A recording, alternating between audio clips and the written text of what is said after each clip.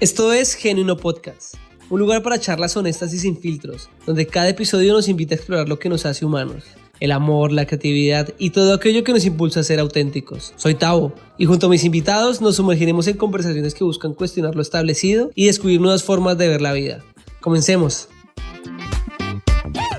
Genuino Podcast. ¿Listo? Grabando episodio 7 Genuino Podcast y... Bueno, muy bien, buenas tardes, estamos el día de hoy aquí desde Murcia, España. Estoy acompañado de una persona que conocí en la clase de Marketing y Comunicación del máster que estoy cursando. Juan, bienvenido a Genuino Podcast, es un placer para mí tenerte el día de hoy aquí. La clase magistral que tuvimos acerca de Marketing y Comunicación y yéndonos de ahí por las ramas, el entretenimiento fue algo que me pareció de alto valor. Y bueno, eso nos convoca el día de hoy. Un gusto nuevamente que estés aquí. Por favor, me gustaría que te presentaras un poco con la audiencia de Genuino Podcast y nos contaras un poco más acerca de tu background y tu perfil. Pues muchas gracias por invitarme y por dar la posibilidad, ¿no?, de hablar de cosas que nos gustan, que nos interesan y que esperamos que interese a la gente que nos escucha. Y nada, pues yo soy Juan Francisco Hernández, soy profesor en la Universidad Católica de Murcia. Nos conocimos en ese máster en Marketing y Comunicación que ahonda un poco pues, en todas las cuestiones que tienen que ver con los aspectos del marketing, de la comunicación y cómo poder aplicar todos esos conocimientos y ese aprendizaje. Genuino Podcast. Bueno, muy bien, y justo de eso quisiera comenzar a hablar ya que pues, en episodios anteriores hemos conocido en Genuino Podcast otros profesionales y otros actores de la vida de la fotografía y el video, y que sí que pienso que en este caso pues estamos contigo que has tenido un background académico importante, pero sí que considero que para poder hablar de cine, disfrutar de cine, de música o de las artes en general, pues no hay que ser un gran conocedor, sino simplemente una persona sensible al arte.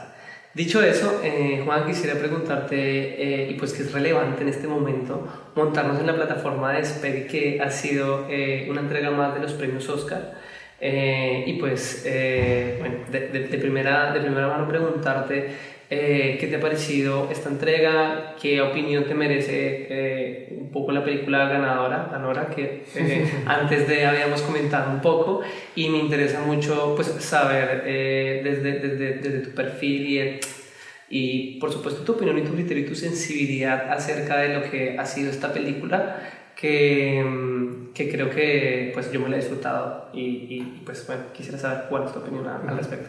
Bueno, antes de nada, qué bonito es el arte, ¿no? Y qué maravilloso, ¿no?, en todos los sentidos, cualquier tipo de arte, sea desde el culinario, gastronómico, hasta el arte de escultura, pintura, y qué bonito es el arte relacionado con el entretenimiento. Me has preguntado por los Oscar, que todos los años yo creo que es un evento multitudinario, internacional, mucha gente que se le pela por la noche para ver esa entrega de premios y sobre todo comprobar si esas apuestas iniciales que han hecho realmente ¿no?, han acertado o desacertado. Bueno, los Oscars siempre son la estrella en sí misma de lo que es el cine. Este año leía por ahí alguna crítica o algún comentario en medios de comunicación diciendo que había sido una de las galas más especiales o más bonitas.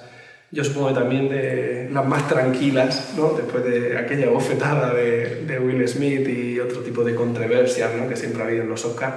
Creo que este año ha sido una gala tranquila, una gala emotiva, una gala donde yo creo que todas esas previsiones que más o menos se entreveían un poco entre bambalinas y las predicciones que se hacían desde muchos medios de comunicación, yo creo que al final se ha cumplido un poco con esas expectativas.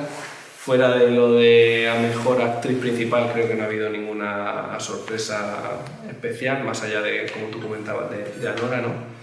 Y bueno, pues ha ganado una película. Yo no sabía cómo catalogarla tampoco. Yo la vi un par de días antes de la entrega de los premios Oscar. La vi con mi mujer y a mi mujer no le gustó nada, se aburrió desde el principio, y yo sin embargo encontré en la película algunos atipos y algunos rasgos de comedia que me ilusionaban mucho con la película. No sé si es la mejor o es la peor, yo creo que ahí ya el gusto, ¿no? La determinación que tenga la gente y cómo veas un poco la película, el ambiente en el que la veas, tu estado anímico también, muchas veces eso tiene mucho que ver, pero bueno, al final votan los de la academia, que eso es lo que importa, y han decidido pues, darle el premio a mejor película a una que bueno, que por lo menos yo creo que en lo relativo al espectador ha causado cierta sensación, y yo creo que eso también es bonito y es de agradecer, que no sea siempre pues esos mainstream, ¿no? Esos blockbusters siempre los que llegan a ganar este tipo de premios. Creo que en ese sentido Anora ha puesto sobre la mesa un cine más independiente, fuera de lo clásico, fuera de lo mainstream, y yo creo que eso es, para mí, es lo más favorecedor en este caso de la gala de entrega de premios. Muy bien, y complementando un poco lo que señalas acerca del director de Anora, Sean Baker, yo hice una consulta, por supuesto, y pues leí un par de entrevistas suyas en las cuales me enteré por lo menos que su filmografía, que yo realmente también solo he visto Anora porque como que es uno de esos directores que saca la creatividad, saca el conejo del sombrero y sorprende a todo el mundo. Me llevé la sorpresa de que una de sus películas también muy, muy premiadas fue grabada con 2 iPhone. Es decir, que ya los recursos de la creatividad al límite, que es algo que conversaba también con un colega, hace parte del arte, ¿no? Hace parte de la creatividad, como que muchas veces creemos que los grandes presupuestos son los que se llevan pues todos los reflectores y pues vienen estas personas con creatividad y le dicen este tipo de filmes que te llevan nuevamente a conectar con la esencia del cine, creo yo. Dicho eso también, señalar contextualmente pues que Anora, además de llevarse el premio a Mejor Película del Oscar, su actriz se ha llevado el premio a Mejor Actriz, Mickey Madison, que se ha llevado el Oscar por encima de otras películas, y pues sumarle al hecho que sí que creo que es importante que este director haya puesto, pues no haya puesto en la discusión pública, porque es algo pues en especial de la sociedad colombiana, que es de donde yo provengo, que provoca una lectura un poco amplia, y es el trabajo sexual.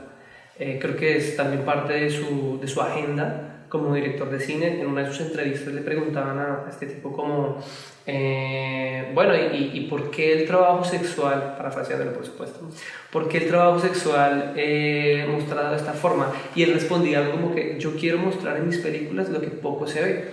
Y sí que es evidente que en Anora, y ya haciendo un poco de comentarios de spoiler, porque las personas que escuchen este podcast ojalá hayan visto la película, no es un podcast previo de spoiler.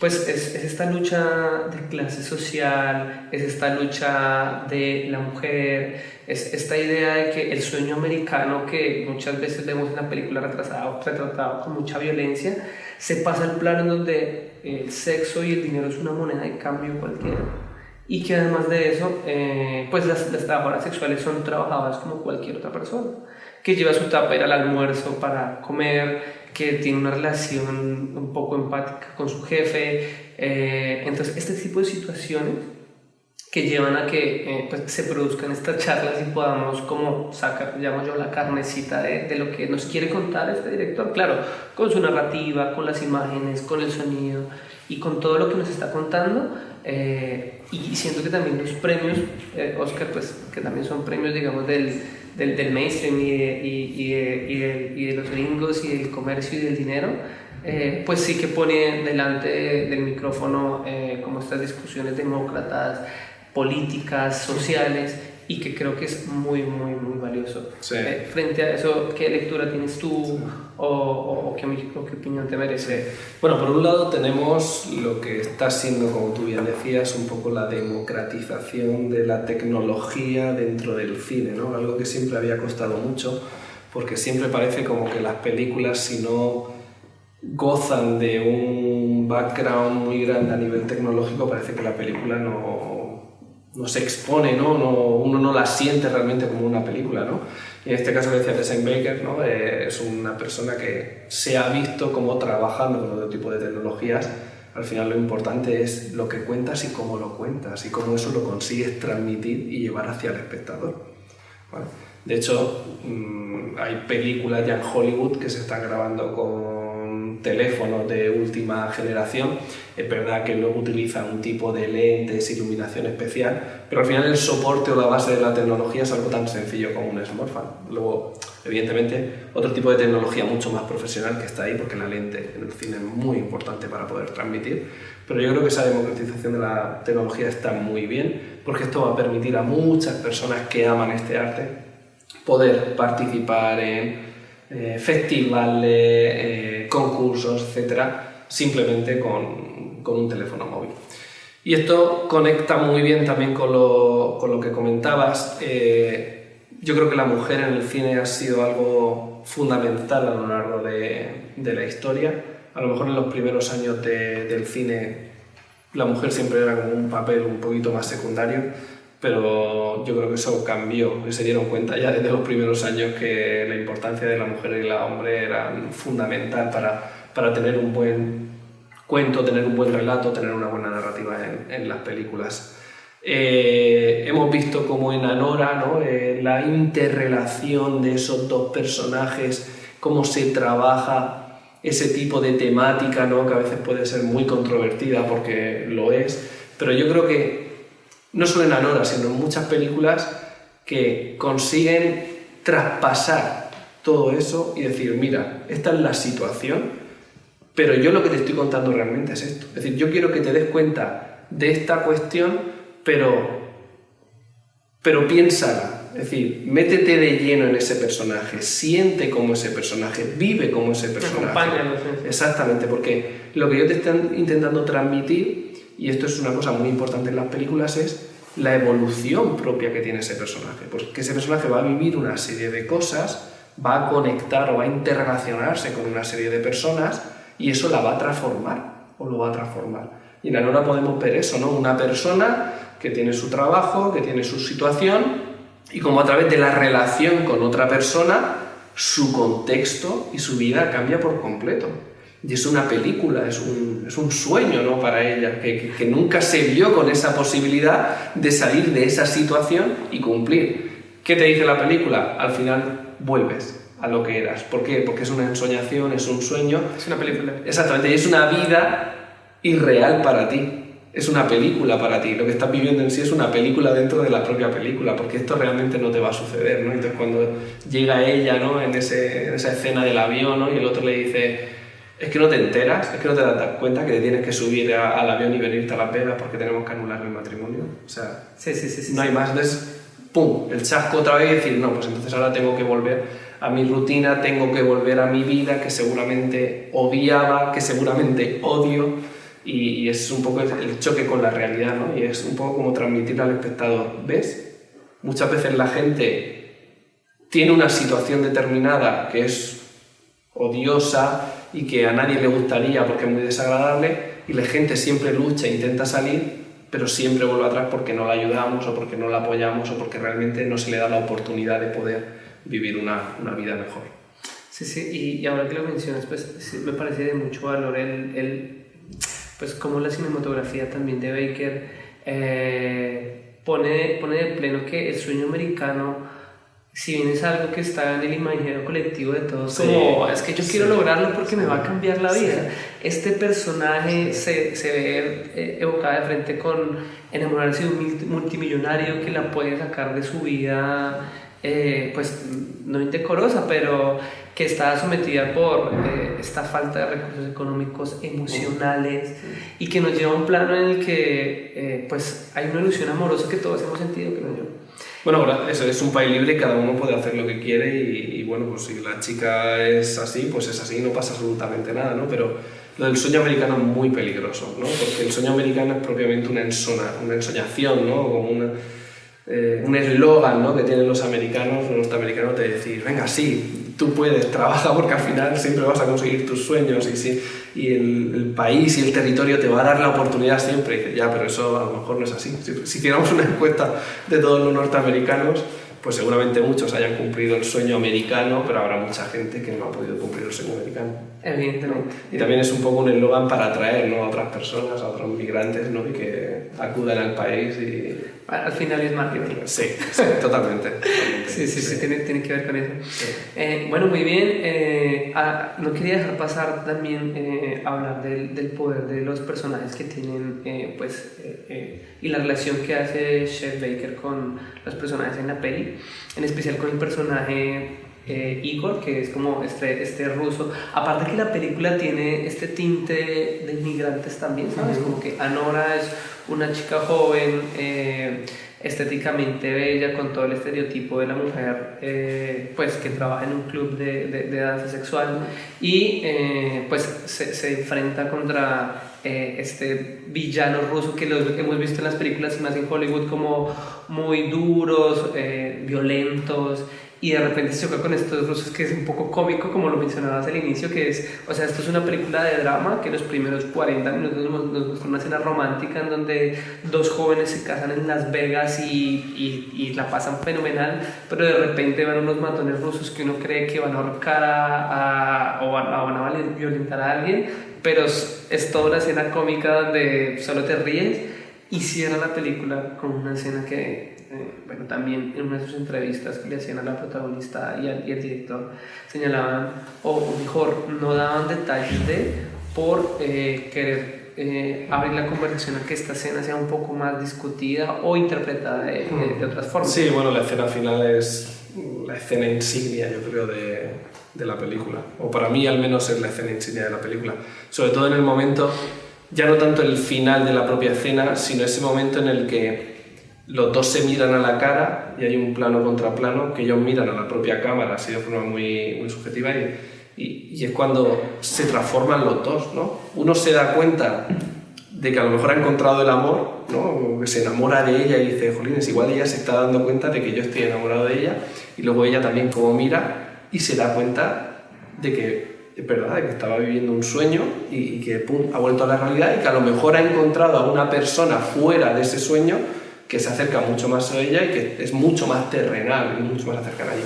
Y a mí esa escena en la que se produce ese plano contra plano en los dos dentro del coche, y esa transformación de los personajes ahí, que lo ves en su cara, para mí es el momento más, No, sin duda, más bonito de la película, ¿no? Y luego ella ya cómo se derrumba totalmente, ¿no? Después de intentar volver otra vez, porque esa escena es, vale, si hago esto voy a intentar volver otra vez a esa situación que tenía. Entonces te das cuenta y ella se derrumba y dice, no, si es que no puedo luchar contra algo contra lo que no puedo, porque darme de pared otra vez continuamente, entonces ahí se derrumba y es muy bonito cómo acaba la película ahí, ¿no? Con los títulos de crédito y se queda el sonido de fondo del interior del coche ahí. Para mí es el momento cumbre, ¿no? de todo el film. No, y es maravilloso cómo se juntan un montón de circunstancias para que en ese momento, en un espacio tan cerrado como un vehículo, un coche, se dé este momento en el que Igor, por una parte, crea como el guardaespaldas y como el perro rabioso que tenía que controlarla a ella, y ella lo odiaba, le devuelve su anillo de compromiso de no sé cuántos quilates que va a ser representativo para ella, porque estamos hablando de dinero. Sí. Este contexto es... Pero es verdad que Igor durante toda la película siempre se muestra muy cariñoso con ella, ¿no? Sí. Porque cuando ella se mete con otras personas, él como que se ríe, ¿no? Y entonces hace la gracia, se implica mucho más con ella, ¿no? Y al final es lo que a ella le permite estar conectada continuamente, ¿no? Claro. Con la realidad, ¿no? Es como Igor es la realidad y mi marido, ¿no? Es totalmente el sueño de... Y queda claro cuando en imágenes y en estos momentos de tensión ella está siendo protagonista, porque ella es el hilo conductor de la película, sí. Pero en un segundo plano está él y hay estas miradas cómplices de saber de que él sabe que no va a salir bien, o sea, él sabe que te han utilizado, sí. Él sabe que... Él es lo consciente de todo, ¿no? Sí, y ella es como la subconsciente de estoy viviendo en un sueño, y él le dice... No. Sí, como que, ¿qué estás pensando? Pero es aún más cabrón cuando al final de la película él le devuelve su anillo y ella en forma de agradecimiento utiliza su moneda de cambio, que no ha sido otra que entregar su cuerpo. Que no ha sido otra que entregar su cuerpo. Y frente a ese momento, que dices tú, este plano de cara contra cara, y él va a intentar besarla. Él intenta como aferrarse a ese sueño continuamente, y cuando le entrega el anillo es como... Ojo, que cuidado, que tengo el anillo y todavía puedo aferrarme al sueño, pero al final termina derrumbada completamente. No, y es una parte en la que se derrumba es... Yo creo que todos como que rompió algo también, ¿sabes? Sí. Como que es una desilusión, sí. El amor en el que creía no existió nunca, fue solo una ilusión de querer salir de acá, y el sueño americano es una mierda. Sí.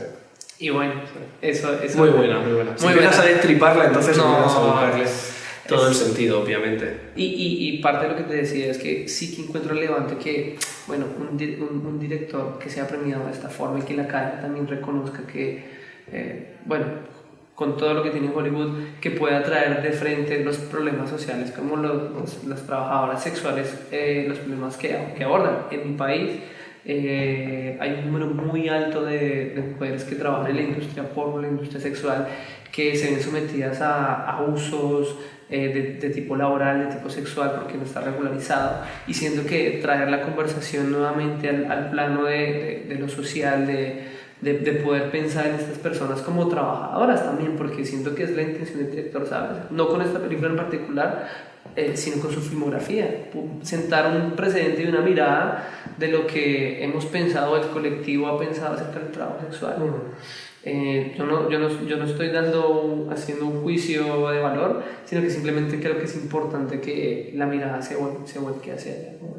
Porque el cine como representación de las ideas de las personas y como momento para conversar sí que tiene que ser transformador justo para eso, para que nos preguntemos entonces estos problemas nos tocan y nos cuestionemos. Muy bien. Dicho eso, y cerrado un poco el capítulo de Cannes, quisiera hacerte una pregunta enfocada acerca de pues, el marketing y la comunicación en el cine. Que, bueno, como un espectador más podemos decir que las películas tienen una lectura fotográfica, auditiva y pues todo lo que quieras involucrarle allí, pero las películas se hacen con dinero y se hacen para llegarle a un público y un target específico y se hacen llevando a cabo unas estrategias comerciales y de marketing que me gustaría conocer y que me gustaría que nos compartieras. Bueno, al final la industria de Hollywood, ¿no? La industria del cine, de la ilusión, de los sueños y la de... Sobre todo la industria americana siempre ha sido la de generar entretenimiento, ¿no? Desde los parques de atracciones hasta las películas, las series y pasando por todo lo que se les ocurra, ¿no? Y nada, bueno, pues la industria de Hollywood es uno de esos entes, uno de esos mastodontes tremendos con un gran músculo financiero, con mucho dinero detrás, que te permite pues, jugar mucho con los géneros, jugar mucho con actores, actrices, directores, porque todo el mundo quiere formar un poco de ese éxito, ¿no? Que tiene la propia industria americana.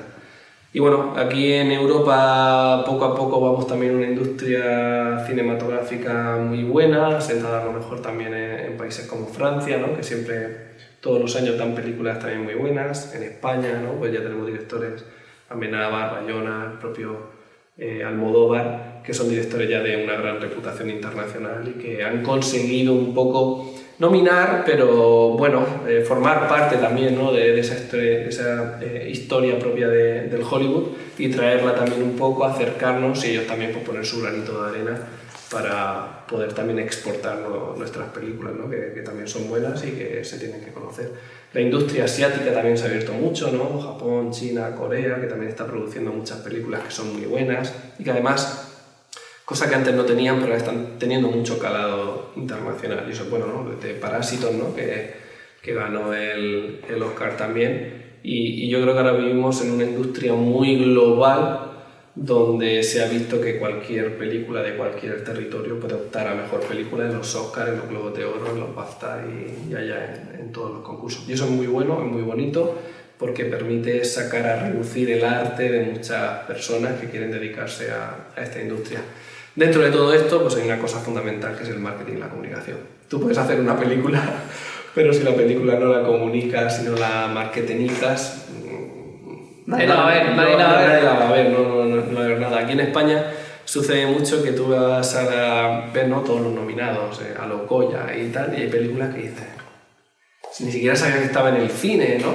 Y ese es un aspecto que ahora se está intentando un poco mejorar en España y en Europa, porque Europa siempre ha sido un entorno donde se ha vivido mucho de las ayudas públicas. España vive mucho de las ayudas públicas para el cine y gracias a esas ayudas públicas el cine tiene la oportunidad de estar ahí, porque si no Estados Unidos no nos comería. porque no hay una gran inversión privada aquí en España o en el entorno europeo, y gracias a esas ayudas públicas mucha gente tiene la oportunidad de crear y desarrollar productos cinematográficos. Y bueno, yo creo que ahora hay pues eso, una burbuja muy efervescente, la llegada también de plataformas como Netflix, ¿no? Que necesitan generar y crear sus propios contenidos para sus catálogos, y eso hace pues, que haya ahora pues, un intento muy grande por producir y desarrollar. Pero como digo, si no tienes marketing, no tienes comunicación, no tienes nada. Y ahora empiezan a haber ayudas también para la distribución y para la comunicación de las películas, porque se han dado cuenta de que están muy bien ayudas para producción, pero también hay que comunicarlas, hay que darlas a conocer, que no sirve de nada de que tu película sea maravillosa y sea un reflejo de la sociedad representado a través de este personaje. Ya vale, perfecto, eso es maravilloso, pero la gente no lo conoce, y si la gente no lo conoce, la gente no va a ir a verla. Y que detrás de esto pues hay dinero y hay una inversión importante, como tú dices, del sector privado, del sector público, que, bueno, sobre todo cuando es del sector público estamos hablando de que es una inversión, estamos hablando de que hay dividendos que hay que generar. En ese orden de ideas me gustaría que nos contaras acerca de alguna estrategia de marketing en la que hayas estado involucrado cercana con alguna película, y nos puedas contar como parte de ese proceso creativo de ir primero a grabarla, como veíamos también los casos en cómo los actores eran reunidos en un close, que iban de entrevistas a un lado, una rueda de medios. Los junkets, ¿no? Sí. Entonces, este tipo de situaciones que hacen parte de la película y de toda la industria, y que pues me gustaría conocer, y estoy seguro que los oyentes de Genuino Podcast valorarían. A ver, lo primero es decidir si la película se rueda o no se rueda, pero claro, ya no es solo que la película vaya a rodaje o no, se vaya a producir o no. La cuestión es si desde el departamento de marketing ellos consideran que esa película es viable o no. Porque claro, si yo llego y digo soy Steven Spielberg, pues todo el mundo te va a abrir las puertas y va a decir qué maravilloso, porque Steven Spielberg por sí solo ya... Toma todo lo que quieras, haz lo que tú quieras. Si viene Peter Jackson o ahora mismo no, si viene Sean Baker, pues seguramente todo el mundo le abra las puertas, porque claro, está en moda, exactamente, está en moda, está en liza y está de moda en ese momento. Pero producción no es el departamento que va a determinar si esa película es viable o no, va a ser siempre el departamento de marketing. Y por eso es fundamental el departamento de marketing. De hecho, desde el primer momento en el que ya viene alguien con una idea de una película y mira, y el elenco y el cast que te voy a traer es este, y he pensado en este actor y en esta actriz y en este personaje y esto, y la película va a tratar sobre esto y la va a dirigir, no sé cuántas, vale, eso está bien y está maravilloso, pero cuántas películas hay de buenos directores y buenos actores y actrices que luego no son buenas películas, muchísimas. ¿Por qué? Porque al final, desde el punto de vista del interés del público, pues no lo hay, y si no lo hay, no lo va a ver nadie. Pero es que tú también tienes que generar ese interés, porque hay películas que no son buenas, pero que se ha generado interés y por lo menos la gente lo ha visto. Aunque luego tenga una mala crítica o la película quede un poco en el olvido, pero por lo menos has cubierto los costos, ¿no? que te ha llevado a producir. Te has salvado el pellejo. Claro, si te has gastado 25 o 30 millones de euros en una película o de dólares, pues al final tienes que salvarla por algún lado. Y ahí es donde entra el trabajo fundamental del departamento de marketing. Entonces, lo primero es, vale, tenemos la concepción del proyecto, pero necesitamos la opinión de marketing. Que la opinión del departamento de marketing no siempre va a ser la definitiva. Siempre, bueno, pues si viene el director o viene el CEO de la empresa y te dice, pues la película se hace, pues bueno, pues la película se hace y luego ya veremos cómo salvamos los papeles. Y en ese momento en el que la película se idea, en el momento en el que tú ya tienes el guión, ya en el guión tú ya estás trabajando en marketing. Porque es fundamental. Porque la financiación del proyecto puede verse determinada por el guión. Es tan sencillo como una escena que tú consideras que va a ser mítica dentro de la película o que va a ser un poco ahí lo más importante que luego se va a marketingizar. Ya, pero es que a lo mejor interviene una marca. ¿Me puedes dar un ejemplo? Sí, pues por ejemplo, de James Bond, ¿no? Pues James Bond sale con su Aston Martin. Ya, pero el hecho de que sea Aston Martin significa que Aston Martin por lo menos ya pone los coches. Con lo cual a mí no me va a tocar tener que pagar el alquiler de un Aston Martin o lo que sea. Y no solo eso, que a lo mejor la marca también quiere participar, ¿no? Hacer product placement. Eso significa que la película va a tener inversión publicitaria, por un lado. Si me caen X millones por inversión publicitaria de product placement, oye, pues bienvenido sea, es una forma, ¿no?, en la que ya estoy reconvirtiendo esa inversión que estoy haciendo en beneficios para la película. Y eso es muy importante. Por lo tanto, ya en el guión uno ya está viendo las posibilidades que tiene esa película de empezar a generar dinero. Okay. Y luego en la producción, ya la gente de marketing, la gente sobre todo de publicity y de generación de branded content, ya tiene que estar en la película. ¿Por qué? Pues porque empezamos el rodaje, a lo mejor el rodaje son 2 meses, 3 meses, vale, perfecto, pero los actores están ahí, ya, pero el actor no está todo el día rodando. A lo mejor el actor viene el lunes, está 2 horas por la mañana, luego tiene 4 o 5 horas que no hace nada y luego tiene que volver a rodar por la noche. ¿Qué pasa con esas horas intermedias? El actor está cobrando, utilízalo. No hay mejor momento de utilizarlo en el rodaje, sobre todo si va vestido, ¿no? Porque ya le puedo sacar fotos para la cartelería, puedo hacerle las fotografías porque estoy pensando que dentro de 9 meses podría ser la portada de X revista y entonces ya aprovecho y llamo a la revista para que venga y coja esas fotografías, o ya le doy el book fotográfico del actor o de la actriz. Ya estoy generando contenido y todo eso ya es publicidad, en marketing, en comunicación, con lo cual el departamento de publicity ahí ya está trabajando, está generando todo eso. Correcto. Y cuando acaba la película, pues entonces ya empiezan todas esas acciones, ¿no? El tráiler primero, ver un poquito los insights que ha tenido el tráiler, a ver si realmente el tráiler lo está viendo ese target que yo pensaba que iba a ver la película. Luego, no sé, en el caso de La Sustancia, por ejemplo, ¿no?, que era una película así, terror, ¿no?, un poco cercana al Resplandor y demás. Pues, oye, ¿quién es el target de la película de La Sustancia? Bueno, pues a lo mejor es adultos mayores de, o una horquilla de edad entre los 15 no, porque son menores, pero entre los 18 y los 45 años, vale, pero ¿qué gente ha visto el tráiler?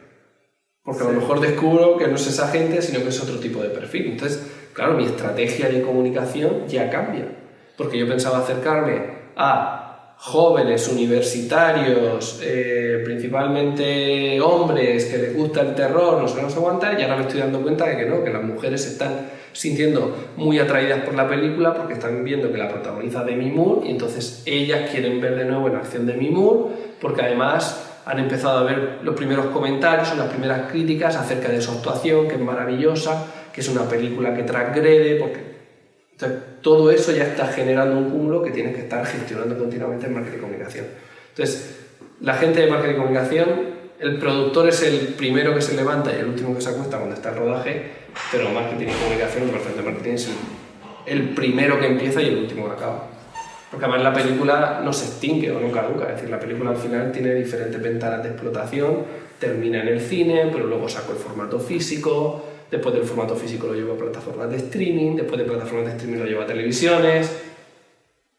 Entonces, el departamento de marketing está continuamente trabajando y luego dentro de eso pues hay muchos roles, gente se dedica un poquito más a publicity, gente que se dedica dentro de publicity pues a llevar los actores, a lo que comentábamos un poco, ¿no?, en las entrevistas. Venga, pues hoy ronda de entrevistas, entonces nos meten a todos en un hotel y ahí en el hotel pues reservan toda la planta con las habitaciones y los actores y actrices pues van pasando, ¿no?, de jacket en jacket ofreciendo entrevistas.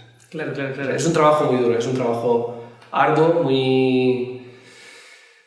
no complicado, pero es cansado, pero a la vez te llena como no te llena otra cosa. Porque ir de la mano de Margot Robbie llevándola a los jackets, además es una persona maravillosa, o comentan que es una persona maravillosa, y llevándola y estando con ella, vamos para aquí, allí y tal, pues eso al final te tiene que llenar al final del día. Por supuesto.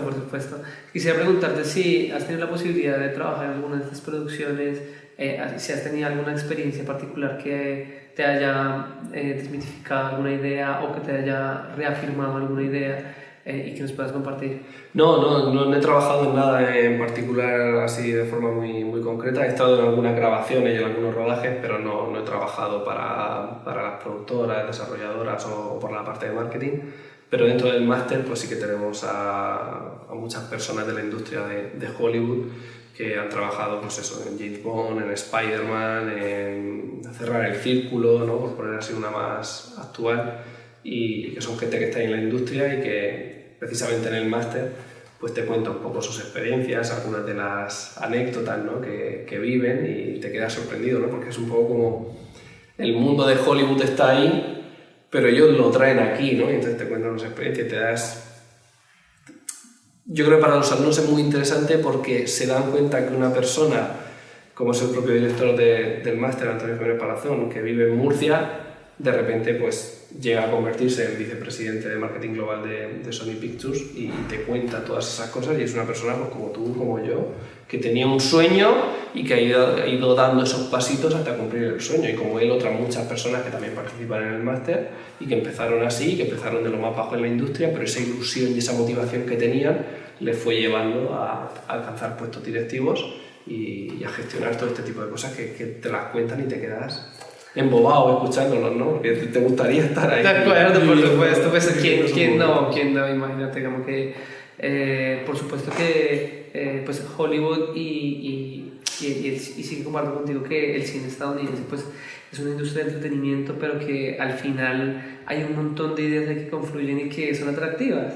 Entonces, dicho eso, sí que creo que tener una experiencia cercana a cómo se producen estas grandes obras que luego vemos en televisión, en internet, son de dominio público, pues se hace interesante. Y sí que he visto pues esa cercanía y ese conocimiento cuando hemos tenido la clase y cuando hemos conversado, que es evidente que, pues, que te has acercado a este tipo de personas y que has aprendido un montón de ellos.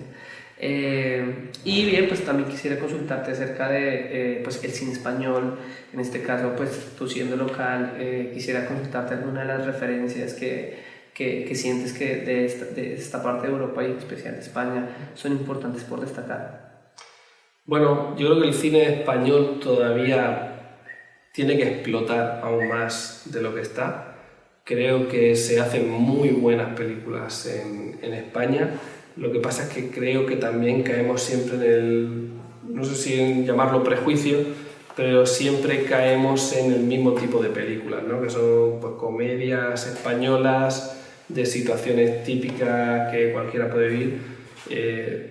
Y la tendencia es un poco a asemejar el cine español a ese tipo de contenidos y no realmente a los contenidos muy interesantes de películas muy buenas que se hacen en España y que son galardonadas y que son premiadas, pero como siempre, que la gente no conoce.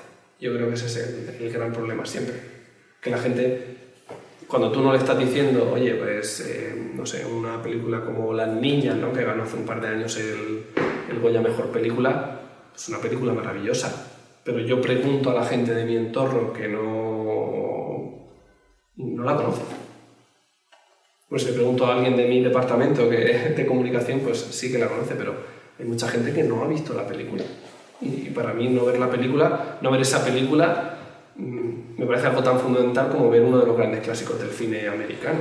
Es decir, es una película que tienes que ver, que está hecha aquí, que está en España, con un cariño determinado, haciendo una propuesta, además, muy local, y no ver ese tipo de película, pues, es sorprendente, ¿no? Pero como digo, siempre creo que es un problema de comunicación y de marketing, porque desgraciadamente pues, las películas en España no tienen tampoco mucho presupuesto para poder invertir en eso, porque no van a recibir un retorno de la inversión muy, muy grande en ese sentido. Pero creo que se hace muy buen cine amateur aquí en España, y creo que tenemos mucha proyección, pero nos falta todavía un poco el soltarnos más, ¿no? y el atrevernos con determinadas temáticas y sobre todo con determinados géneros que todavía no han sido explotados. A mí, yo te voy a ser sincero en este punto, Juan. Yo vi una película muy joven de cine español que me voló la cabeza y como que me hizo replantearme muchas cosas del terror. Se llama Tesis. Sí. ¿La has visto? Sí. O sea, ese tráiler, o sea, esa película me ha volado la cabeza desde que la vi. O sea, como que tuve mucho más interés en el cine español y fue un proyecto universitario, fíjate. No sabía. Sí, fue su trabajo fin de carrera. Ah, sí, la peli. Sí. No, me pareció una cosa muy bien dirigida, muy bien actuada. O también Spielberg, La lista de Schindler, fue su trabajo fin de máster. Es que hay genios, claro. ¿no? Hay genios de genios. Pero Tesis es una maravillosa película y, por ejemplo, es un género que no se ha explotado mucho en España, ¿no? Y te das cuenta que cuando alguien lo trata muy bien, la película puede tener éxito, ¿no? Y puede tener impacto en la sociedad. Así es. Creo que pues Tesis, para las personas que no la han visto, no la han escuchado, los invitamos a escucharlo, al igual que a Nora, que ha sido, ya lo hemos dicho, la película. Todo el cine, hay que ver todo el cine que se pueda. Hay que ver comercial, no cine, comercial, música, todo. Hay que ser sensibles a todo este tipo de... Teatro, todo, porque es que al final cualquier tipo de producto de entretenimiento es súper interesante y siempre te va a dar algo, siempre vas a conectar con algo de lo que te están transmitiendo. Desde una obra de teatro mucho más simple y mucho más clásica a un monólogo, ¿no? Que siempre tenía. Entonces, tenéis que ver cine, tenéis que escuchar música, tenéis que ver teatro y aprender de todas las artes. Gracias. ¿Qué me dices, Dari? Hablé de videojuegos. Bien. Bueno, muy bien. Y para continuar, quisiera hacerte una pregunta acerca de, pues, ya hablamos un poco de cine, ya hablamos un poco de marketing. Quisiera tocar el episodio de los videojuegos, que sé que también tu tesis doctoral ha ido por el tema de cómo los videojuegos nos ayudan a adaptarnos a las nuevas tecnologías. Entonces quisiera que me contaras un poco más acerca de esa investigación y de qué hallazgos has encontrado. Bueno, mi línea de investigación son principalmente los videojuegos, aunque en realidad investigo un poco todo lo que tiene que ver un poco con el audiovisual y cómo el audiovisual se relaciona o qué impacto tiene en la sociedad, pero es verdad que en los videojuegos me he centrado mucho más porque mi tesis va sobre videojuegos. Y bueno, de todo lo que he investigado hay cosas muy interesantes. Quizás lo que a mí personalmente me ha sorprendido y que siempre cuento en clase a los alumnos es una investigación que hice junto a Jorge Peña, que es un profesor de la Universidad de California en Sacramento, en Davis, y es una investigación en la que tuvimos dos grupos, un grupo experimental y un grupo de control, y lo que hicimos fue poner al grupo experimental a jugar a un juego, a un videojuego que se llama Papers, Please, que también aprovecho para invitar a la gente a que juegue porque es muy interesante. Y es un juego en el que tú ejerces en un país que se llama Stoska, que es como si fuera la antigua república comunista de Rusia, ¿no? Y es un juego en el que tú ejerces en un puesto aduanero. Entonces hay una cola de personas que quieren entrar a tu país y tú tienes que determinar si les dejas pasar o no les dejas pasar. Claro, tienes una reglamentación, unas normas y en base a eso pues decides, ¿no? Si la persona pasa o no. Entonces nosotros lo que hicimos fue coger a una muestra de estudiantes universitarios de diferentes procedencias. Unos que tenían herencia muy americana, ya bisabuelos, tatarabuelos americanos. Había gente también de procedencia asiática, que sus padres habían emigrado a Estados Unidos y ellos ya habían nacido en Estados Unidos. Gente también latinoamericana, un poco de todo, ¿vale? De todos los ángulos, de todos los puntos de vista antropológicos posibles.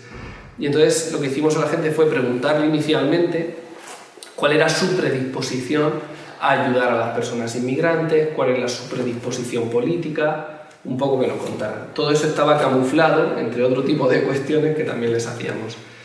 Y les hacíamos esa entrevista y los poníamos a jugar. A la semana les pasábamos la encuesta y los volvíamos a poner a jugar este juego.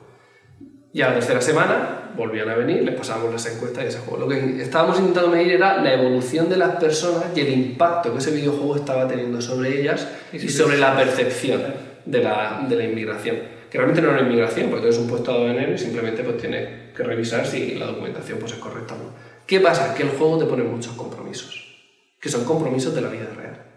Tipo, llega una persona, se salta el paso aduanero y entonces comete un acto terrorista. Pues entonces eres responsable y entonces las medidas de seguridad son más severas.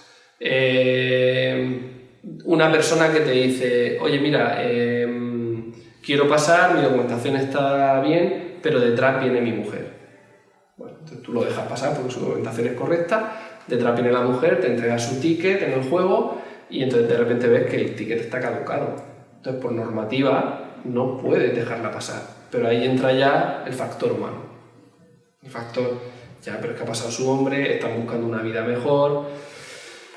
¿Qué haces? ¿No? De hecho, ayer precisamente puse esto en clase y la alumna dijo, la tengo que dejar pasar, no la puedo dejar pasar. Entonces la deja pasar y le llega una amonestación del Ministerio de Claro. Admisiones de Astorga. Oye, has dejado pasar a una persona que no cumplía con la documentación, no sé qué. Claro, esto a la vez tiene una repercusión en ti, porque tú tienes que cuidar de tu familia. Es decir, a tu familia le han dado un piso en un edificio como funcionario que eres de ese país, y tu mujer, tu hijo, tu suegro y tu tío que viven contigo dependen de tu trabajo. Entonces, si te dan amonestaciones, esa amonestación va a tu sueldo, va a tu salario, repercute en tu salario, tienes menos salario y tienes que pagar la calefacción, los medicamentos, el agua. Entonces es continuamente el dilema moral y ético de yo tengo que hacer mi trabajo, pero hay gente que lo está pasando muy mal y que está buscando una vida mejor y que son buenas personas. ¿Y cómo lidiar con eso? Exactamente. Y entonces descubrimos lo que mi compañero de investigación determinó el efecto Trump.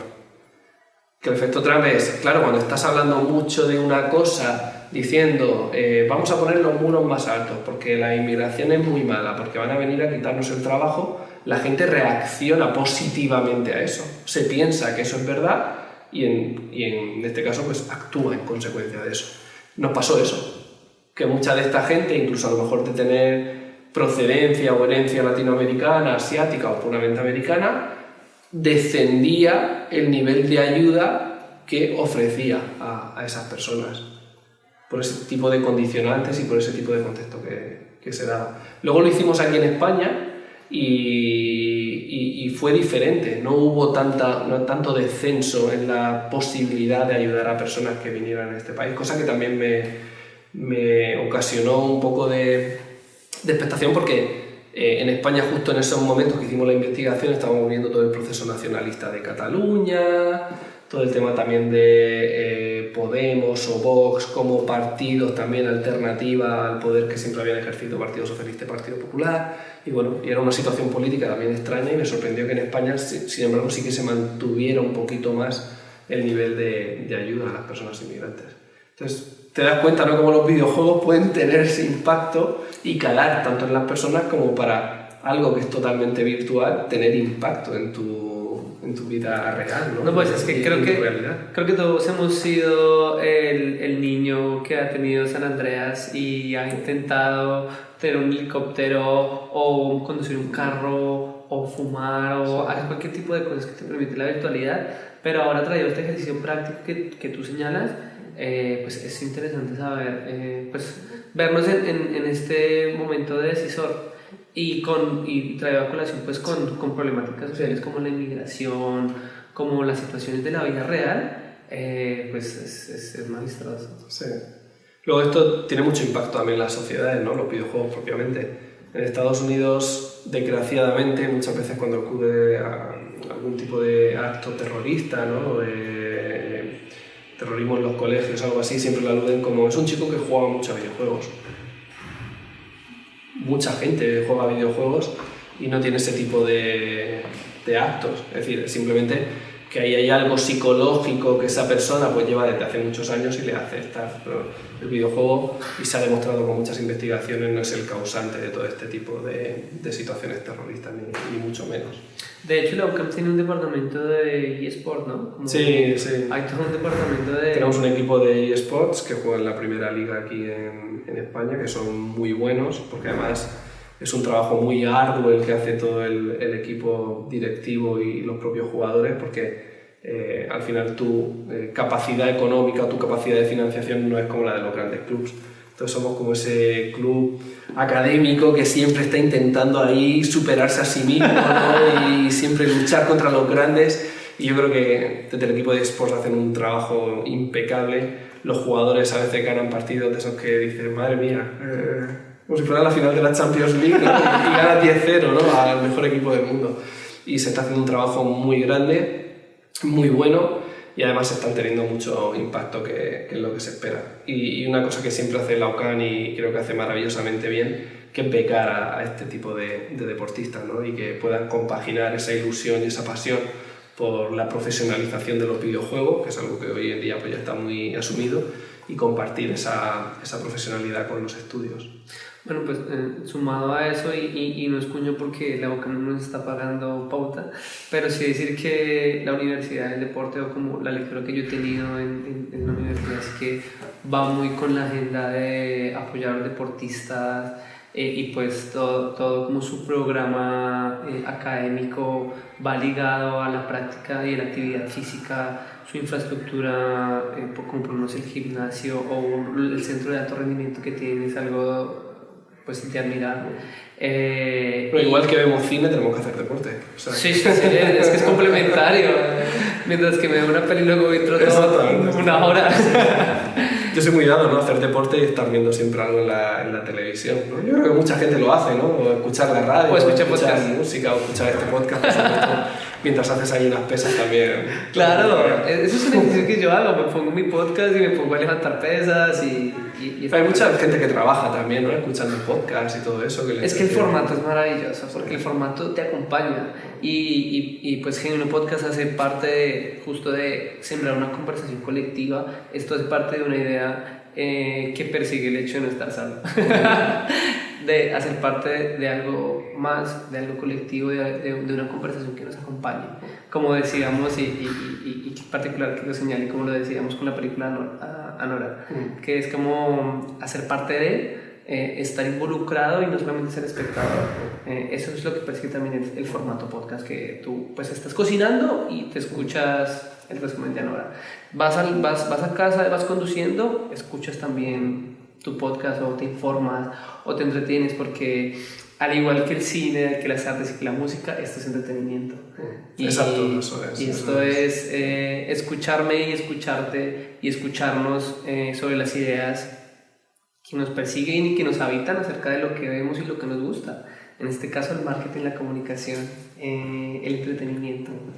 Sí, de hecho los podcasts empiezan a ser algo que forma parte siempre de las acciones de comunicación o de marketing de cualquier película o de cualquier artista musical o de cualquier videojuego, ¿no? El hecho de poder estar hablando y conversar sobre aspectos, es que al final acercas a la gente a ese tipo de contenidos. Hay mucha gente que tiene información pues, sobre cualquier tipo de cosa o de aspecto, y el hecho de poder facilitarles esa información y hacérsela llegar, al final también a la gente se lo hace mucho más entretenido, ¿no? Que estar leyendo un periódico online o un reportaje o algo así, que hay que leer e informarse de todo. Pero es verdad que el formato podcast ahora está tomando, ¿no? Una dimensión muy importante, porque yo creo que la gente se siente muy acompañada, como tú decías, ¿no? Y al final es un formato muy entretenido, que te lo pasa bien, que te divierte, y es como si el espectador estuviera aquí, ¿no? Con nosotros y formara parte también de esta conversación. Eso es. Una palabra que he aprendido en mi instancia aquí en España y que me parece súper clara del lenguaje, que resume un montón de cosas que uno podría decir con otras palabras, es eso es. O sea, ¿sabes? Como que es un cierre épico. Eso es. Me encanta, me encanta. Muy bien, Juan. Hasta el momento ha sido una charla muy amena. Quiero agradecerte por acompañarnos en este espacio, por creer en Genuino Podcast, por también plantear tus ideas, porque sí que este es un espacio es un reflector de ideas, y has podido plasmar las tuyas, y a partir de ahora pues van a ser ideas del público y las personas que nos consumen. Entonces agradecerte, y pues si quieres sumar algo más, un comentario final acerca de este ejercicio de podcast que hemos llevado. Nada, yo creo que la conclusión es, en primer lugar, agradecerte que me haya invitado a estar aquí y poder dirigirnos a todas las personas que nos escuchen y que nos vean, y que vean cine, que escuchen música, que vayan a conciertos, que vayan al teatro, que jueguen a videojuegos, que se diviertan, que se entretengan y que lo pasen bien, y que comenten y que lo compartan también con la gente, para que al final su experiencia llegue a otras personas y el mundo del arte en general pues tenga la repercusión que debe tener en la vida de todos. Bueno, Juan, muchas gracias. Esto fue Genuino Podcast, episodio 7. Por favor, síganos en @genuino en Spotify. También me pueden seguir en Instagram como @tabovega10. Y pues vamos a estar colgando todos los cortos de este maravilloso capítulo que hemos llevado a cabo con Juan. Y también pueden pues consultar en Spotify todos los capítulos previos que hablan acerca de cine, amor, fotografía y todo lo que tiene que ver con la industria del entretenimiento y el arte. Muchas gracias, Juan, y con esto nos despedimos. A vosotros, un placer. Genuino Podcast.